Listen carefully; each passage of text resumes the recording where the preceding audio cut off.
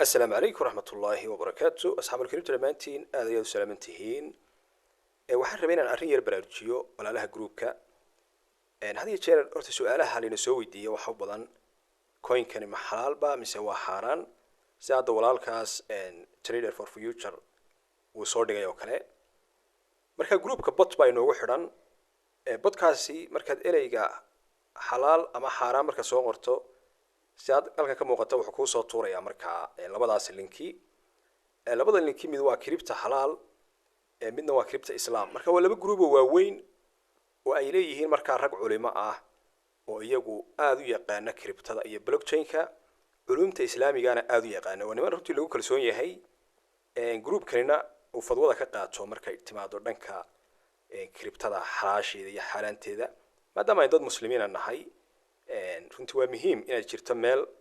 aad fadwada ka qaadato oo de ku bayaamisa marka labada groupna khayr Allah siiyo marka markuu sidoo kale kugu soo baxo tusaale ahaan waxaad ku dhufatay crypto islam markuu sidoo kugu soo baxo marka way adag tahay inaad saan u baadho oo maanta oo dhan sidaa tiraahdo way waxyaalo badan baa ku jira marka walaalaha qaarkood waa laga yaabaa inaan fahansaneen walaalaha cusub oo kale walaalo badanna way fahansan yihiin marka si aad si sahlan ugu hesho coin-kii aad rabtay saddexda dhibcood soo fur kadibna search ku dhufo kadibna halka ka baaro marka coin-ka aad rabtay tusaale ahaan coin-kii walaalkuna soo weydiiyay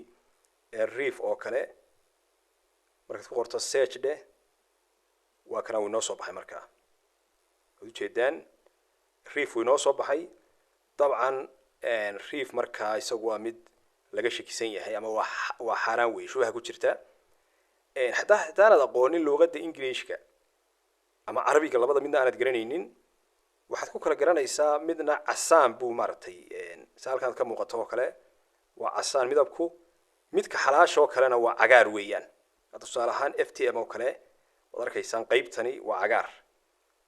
marka casaan wixii ahi waa xaraan ama wax deeshaka ku jiro cagaarkuna waa xalaal aad bay runtii u fududeeyeen walaalaha marka crypto islam iskale crypto xalaalna waa la mid marka saas aad u baaranaysaan insha Allah sax la sameeyo waa muhiim cryptada marka la joogo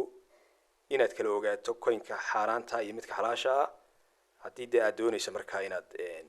hantidaada ka ilaaliso inay xaraan ka soo dhex gasho waa tahay qof muslimo oo diintiisa ku xidhan marka sax la sameeyo akhaarta aad baad u salaamantihiin tan iyo marka video kan lamida waxaan kaga tagay assalaamu calaykum waraxmatullaahi wabarakaatuh